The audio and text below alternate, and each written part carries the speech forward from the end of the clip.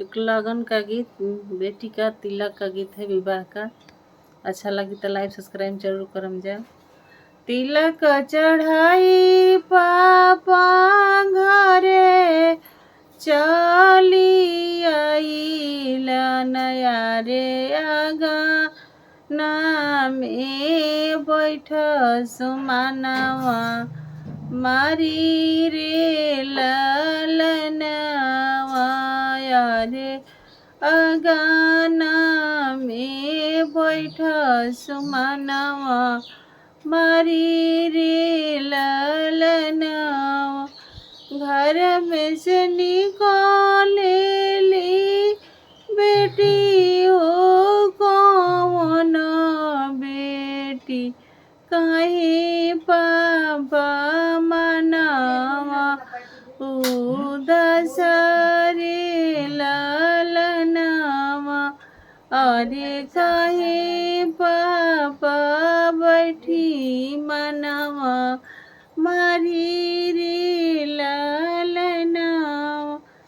अतना तिलक बेटी तुहरा के दिहने अरे मुख ना बोल लन दामाद रे ललनवा। 10 लाख रुपया बेटी तिलक कहो चढ़ावने अरे गुड़ाऊ ना लग लन दामाद रे ललनवा अरे गुड़ाऊ ना लग लनी दामाद रे ललनवा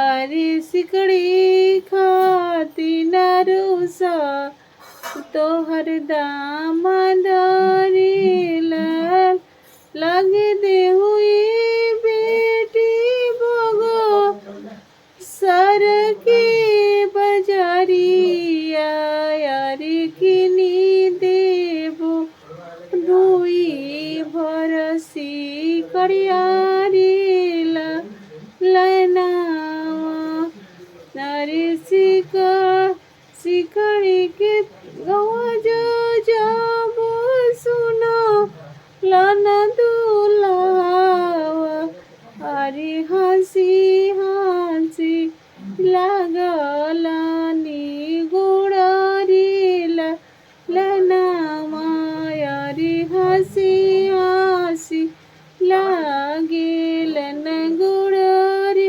देखिए सब लोग दहेज के लालच से बोल रहे हैं।